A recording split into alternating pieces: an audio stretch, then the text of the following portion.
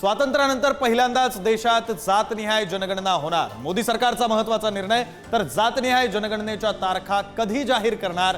राहुल गांधींचा सरकारला सवाल। 2025-26च्या साखर हंगामासाठी ऊसाचा एफआरपी ठरला।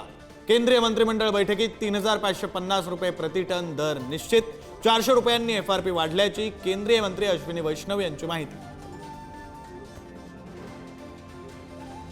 पुढच्या 24 ते 36 तासात भारत पाकिस्तानवर हल्ला करण्याच्या तयारी। पाकिस्तानचा मंत्री अताउल्ला तरार याचा दावा। पाकिस्तानात भीतीचं वातावरण असल्याचीही मंत्र्याची माहिती।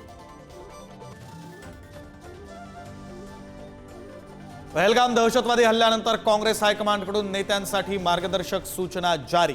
माध्यमांमध्ये वक्तव्य करताना शिस्त बाळगणं, वाद टाळण्याचे आदेश। निर्देशांचं उल्लंघन केल्यास शिस्तभंगाच्या कारवाईचा इशारा। पाकिस्तानकडून काश्मीर खोऱ्यातील 5 भागामध्ये अंधाधुंद गोळीबार। नौशेरा, सुंदरबनी, अखनूर, बारामुल्ला आणि कुपवाडामध्ये गोळीबार।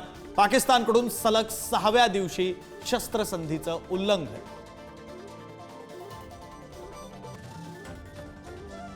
देवेन भारती मुंबईचे नवे पोलीस आयुक्त। विवेक फणसाळकर यांच्याकडून स्वीकारली मुंबई आयुक्त पदाची सूत्र। ऑगस्टमध्ये महासंचालकपदी बढती होणार। 2028 मध्ये निवृत्त होणार देवेन भारती।